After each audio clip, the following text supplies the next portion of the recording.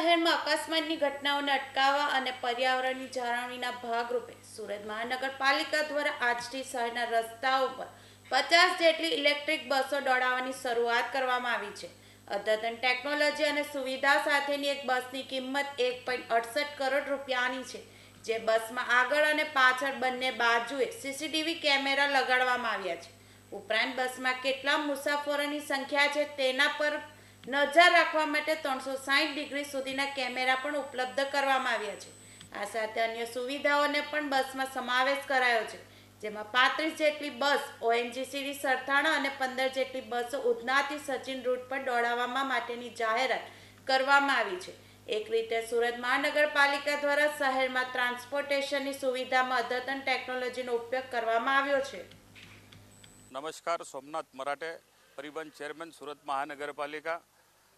આદરણીય વડાપ્રધાન નરેન્દ્રભાઈ મોદી સાહેબના વરદ હસ્તે 50 જેબીએમ કંપનીની આ સુરત મહાનગરપાલિકાની જે બીઆરટીએસ રૂટમાં ચાલનારી બસેસનું જે લોકાર્પણ થયું છે, ત્યારબાદ આજ રોજ ભેસ્તાન ડેપોથી આ બસ આખા શહેરની અંદર જે ઓપરેટિંગ થવાની છે, અહીંયા એમના ચાર્જિંગ પોઈન્ટ બનાવવામાં આવ્યા છે. આ ઇલેક્ટ્રિક બસ છે, 12 મીટરની આ બસ છે. જેબીએમ કંપનીએ આજે 50 જે બसेस આપણા સુરત શહેરમાં જે પહોંચાડી છે, એને 26 તારીખથી આપણે સરથાણાથી ઓએનજીસી બ્રિજ સુધી 35 બસ આપણે દોડાવવાના છે અને ઉધના દરવાજાથી સચિન સુધી 15 બસ. આજે અમે એક બસ બેસ્તાનથી સચિન સુધીની જે ટ્રાયલ લીધી છે, ટ્રાયલની અંદર આ બસ 12 મીટરની લાંબી હોવાથી કેટલી અવગડતા પડે એનું અમે નિરીક્ષણ અમારા સિટી લિંકના વહીવટી અધિકારી તેમજ અમારા બસ આપણા ડેપોના મેનેજરો અને અમારા રૂટ મેનેજર સહિતનો સ્ટાફ સાથે અને દિલ્હીથી આ જેબીએમ કંપનીના સર્વિસ હેડ એમની ટીમ જે ઉપસ્થિત હતી એમની સાથે આજે અમે ટ્રાયલ રાઉન્ડ લીધો છે.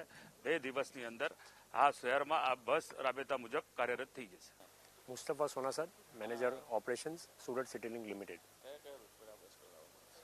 હાલમાં સુરત મહાનગરપાલિકા દ્વારા 250થી વધારે ઇલેક્ટ્રિક બसेस કાર્યરત છે.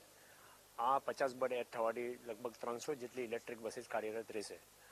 જે અમારી ઇલેક્ટ્રિક વ્હીકલ પોલિસીના હેતુ છે કે જે 2025ના અંત સુધીમાં તમામ બસોને ઇલેક્ટ્રિક કરવા માટેની આ જે 50 બસ એડ થવાથી અમે એમાં આગળ વધીશું.